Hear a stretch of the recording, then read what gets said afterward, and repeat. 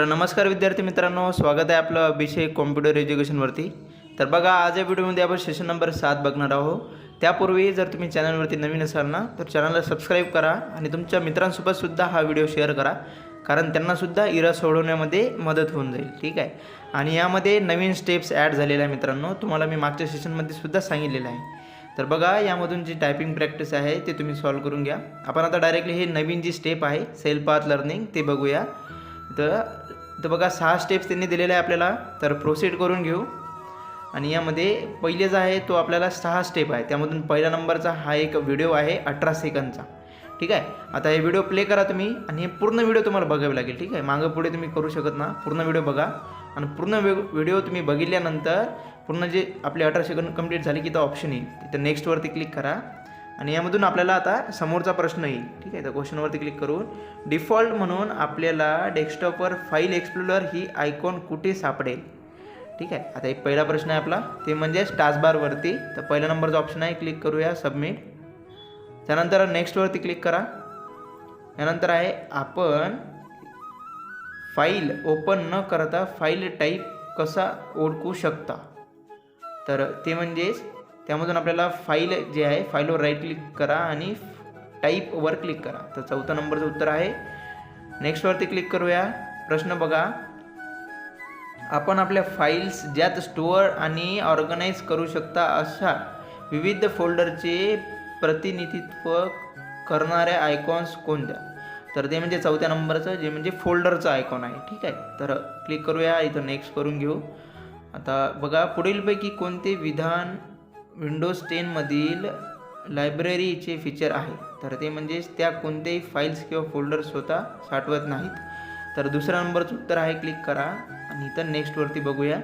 आता एक शेवटचा त्यांनी जे स्टेप आहे आपली 6व्या नंबरची, ते परत एक व्हिडिओ आहे। ठीक आहे, परत 18 सेकंदचा व्हिडिओ आहे, तर पूर्ण व्हिडिओ परत बघावं लागेल। ते एक आपल्याला समरी देते या सेल्फ पाथ लर्निंगबद्दल। आता कंप्लीट झाल्यानंतर बघा, इथं येसवरती क्लिक करूया। तर हे जे सेल्फ पाथ लर्निंग आहे तिथं आपलं एंड होऊन जाईल। ठीक आहे, तर गो टू होमवरती क्लिक करा आणि जे आउट ऑफ स्कोअर आहे तुम्हाला ते मिळून जाईल। ठीक आहे, पूर्णपैकी पूर्ण स्कोअर। नंतर डू इट युअर सेल्फ आहे, हे एक नवीन स्टेप आहे। तर स्टार्ट एक्झाम करू। यामध्ये प्रॅक्टिकल एक्झाम आहे। ठीक आहे, प्रॅक्टिकल प्रश्न आहेत मित्रांनो। पहिला प्रश्न बघा, आपल्या डेस्कटॉपच्या रिक्त भागावर राईट क्लिक करून टास्कबारचा कलर बदला आणि पर्सनलाइज पर्याय निवडा। तर आता स्टार्ट एक्झाम करूया। आता आपल्याला त्यांनी सांगलेलं आहे की डेस्कटॉपवरती रिक्त भागावर राईट क्लिक करून, ठीक आहे, तर राईट क्लिक करूया। यामधून बघा, इथं पर्सनलाइज करायला सांगलेलं आहे। पर्सनलाइजवर क्लिक केला आपण। त्यानंतर बघा, इथं कलर्सच्या ऑप्शनवरती क्लिक करूया। कलर चेंज करायला सांगलेलं त्यांनी म्हणून। नंतर इथं स्क्रोल डाऊन करून एक कोणताही कलर जे आहे ते तुम्ही यामधून चूज करा। ठीक आहे, एक कलर चूज करा आणि नंतर जे आहे ते आन्सर सबमिट करा आपला। सिंपल होता। नंतरचा प्रश्न बघा, आपल्या डेस्कटॉपवर रिक्त भागावर राईट क्लिक करून पर्सनलाइज पर्याय निवडा आणि automatically pick and accent colour of my background feature सक्रिय करा। तर परत बघा, स्टार्ट एक्झाम करूया। आता आपल्याला परत पर्सनलाइजच करायचं आहे, तर सेम तेच प्रोसेस आहे। याला क्लोज करून टाकू पहिले। त्यानंतर इथं परत राईट क्लिकवरती क्लिक करूया। तर राईट क्लिक केल्यानंतर इथं पर्सनलाइज मेन्यूवरती क्लिक करू आणि त्यानंतर बघा, इथं त्यांनी कलर्स सांगलेले आहे, तर कलरच्या ऑप्शनवरती जाऊ आणि थोडंसं स्क्रोल डाऊन करूया। आता ऑटोमॅटिकली बघा, इथं automatically pick and accent colour from my background, तर या बटनवरती इनेबल करा। ठीक आहे, सिलेक्ट होऊन जाईल। नंतर आन्सर सबमिट करा। तिसरा प्रश्न बघा, टास्कबारवर राईट क्लिक करून टास्कबार सेटिंग उघडा। तर सेटिंग उघडायचं आहे आपल्याला टास्कबारची। तर स्टार्ट एक्झाम केली आपण। आता आपल्याला टास्कबारवर राईट क्लिक करायचं आहे। तर बघा, इथं हे जे खालची पट्टी आहे आपली त्याला टास्कबार म्हणतात। ठीक आहे, याच्यामध्ये थोडं आपल्याला शॉर्टकट बेसमध्ये कीबोर्ड म्हणजे जे क्रोम वगैरे आहे ते ओपन दिसते। इथं बघा, टास्कबार सेटिंग आहे। राईट क्लिक केल्यानंतर तर टास्कबार सेटिंगवरती क्लिक करा। टास्कबारची पूर्ण जे सेटिंग आहे ती इथं ओपन होऊन जाईल। नंतर जे आहे ते आन्सर सबमिट करा। समोरचा प्रश्न बघूया, टास्कबारच्या मोकळ्या जागेत राईट क्लिक करून टास्कबारवर नवीन टूलबार जोडा। परत स्टार्ट एक्झाम करू। आता त्याची खालची लाईन असते ब्लॅक कलरची, त्याला टास्कबार म्हणतात बरं का, लक्ष द्या थोडं। आता ती आपली टास्कबार आहे, तर त्यावरती राईट क्लिक करायचं आहे आपल्याला। तर नवीन टूलबार जोडण्यासाठी राईट क्लिक करा यावरती। त्यानंतर बघा, इथं सगळ्यात वरचं ऑप्शन आहे टूलबार, तर यावरती क्लिक करू म्हणजे तुम्ही यावरती माऊस न्या फक्त, नंतर हे ऑप्शन होऊन जाईल आणि यामध्ये न्यू टूलबार। ठीक आहे, नवीन जोडण्यासाठी न्यू टूलबार एक कोणतंही तुम्ही यामधून टूल सिलेक्ट करू शकता। डेस्कटॉप करा किंवा मग तुम्ही यामधून एक कोणती फोल्डर पिक्चर्स काही पण ॲड करू शकता। इथं मी यामधून एक फोल्डर सिलेक्ट करतो। ठीक आहे, तर एक तुम्ही डॉक्युमेंटमधून किंवा एक डेस्कटॉप हे असं सिलेक्ट करू आणि इथं सिलेक्ट फोल्डर, तर इथं टूलबारमध्ये ती ॲड होऊन जाईल आणि सबमिटवरती क्लिक करा. समोरचा प्रश्न आहे बघा, माऊसचे राईट बटन क्लिक करून शॉर्ट बाय पर्याय निवडा आणि डेस्कटॉपवर उपलब्ध आयकॉन्स नावानुसार लावा. आता हा सेम प्रश्न आपण मागच्या प्रश्नामध्ये सुद्धा बघितला होता मित्रांनो, मागच्या सेशनमध्ये. तर सेम तेच प्रोसेस आहे. तुमचं जर लक्ष असेल तर बघा, राईट क्लिकवरती क्लिक करायचं आहे. त्यानंतर इथं शॉर्ट बाय ऑप्शनवरती सेकंड नंबरचं आणि नावानुसार म्हटलं तर नेमवरती क्लिक करा आणि इतर नंतर सबमिट. आता लास्ट थर्ड प्रश्न आहे बघा, टास्कबार सेटिंग्समधील टॉगल कीज वापरून टास्कबार लॉक करा. तर स्टार्ट एक्झाम करूया. आता आपल्याला त्यांनी टास्कबार लॉक करायला सांगलेलं आहे. तर बघा इथं तुम्हाला इथं या टास्कबारवरती क्लिक करायचं आहे, राईट क्लिक. त्यानंतर इथं टास्कबार सेटिंग हे ओपन करायचं आहे मित्रांनो. नंतर आपल्याला त्यांनी बघा इथं दिलेलं आहे लॉक द टास्कबार, हे ऑन आहे. तर तुम्ही यावरती परत ऑफ करून सबमिट करा. ठीक आहे, तर आपल्याला ती होऊन जाईल लॉक. नंतर आहे डेस्कटॉप स्पेस वाचवण्यासाठी टास्कबार सेटिंग वापरून use small taskbar button feature wait करा आणि ते पुन्हा निष्क्रिय करा. ठीक आहे, तर स्टार्ट एक्झाम करून घेऊ. तर बघा क्लोज करूया टास्कबारला. नंतर आहे डेस्कटॉपवर स्पेस, ठीक आहे, ज्यावरती आपल्याला टास्कबार सेटिंग सांगलेलं त्यांनी वापरून यूज स्मॉल टास्कबार बटन ते सांगलेलं आहे. तर त्यासाठी आपल्याला बघा इथं राईट क्लिक करायचं आहे टास्कबारवरती. ठीक आहे, तर टास्कबारवरती राईट क्लिक करा. त्यानंतर इथं टास्कबार सेटिंग परत ओपन करा मित्रांनो.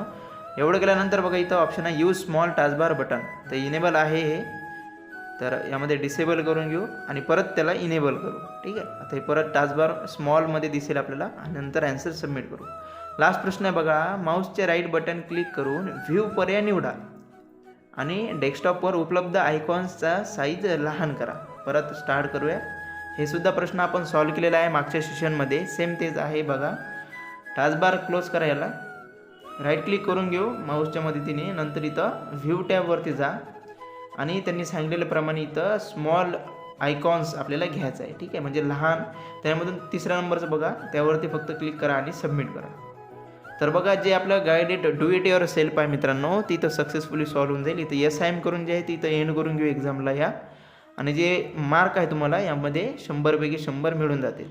तर यामध्ये एक जर चुकलं असेल तर मार्क थोडे कट होऊ शकतात बरं का, पण तुम्ही बरोबर जर सॉल्व केलं तर व्यवस्थित येईल. आता नॉलेज चेक आहे मित्रांनो, तर ते बघूया. स्टार्ट एक्झाम करू. नेक्स्ट पहिला प्रश्न आहे बघा, तुमच्या सिस्टीमवरील टाईम फॉर्मॅट बदलण्यासाठी कुठे क्लिक कराल. परत 3 इमेज आहे, त्यामधून पहिल्या नंबरची इमेज बघा इथं चेंज द कॅलेंडर सेटिंग आहे. तर हेच आपलं ऑप्शन आहे, क्लिक करूया सबमिट.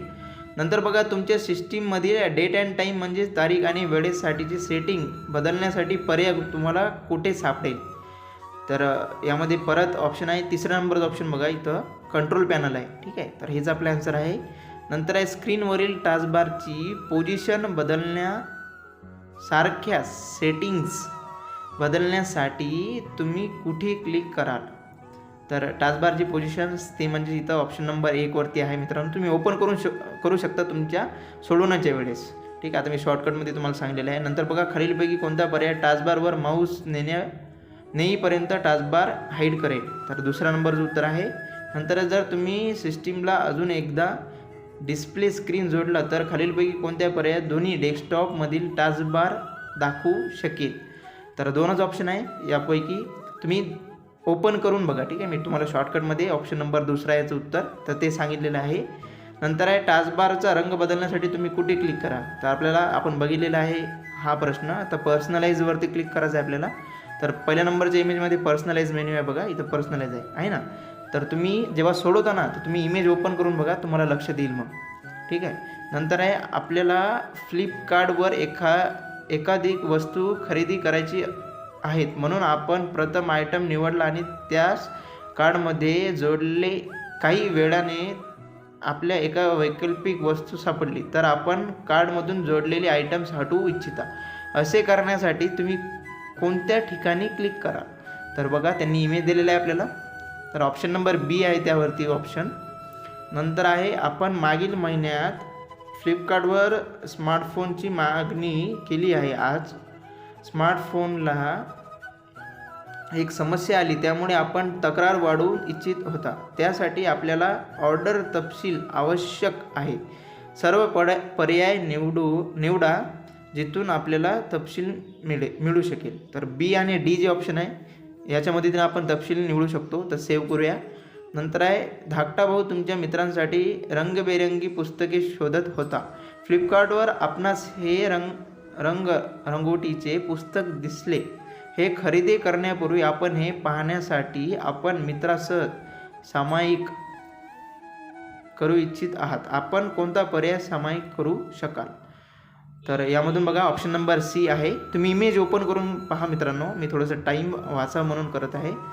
आपल्या फ्लिपकार्टवर एक जोडा आवडला आणि तो खरेदी करायचा आहे, म्हणून ते खरेदी करण्यापूर्वी आपण ते आपल्याकडे वितरित केले जाऊ शकते की नाही हे तपासायचे आहे. आपण काय तपासा.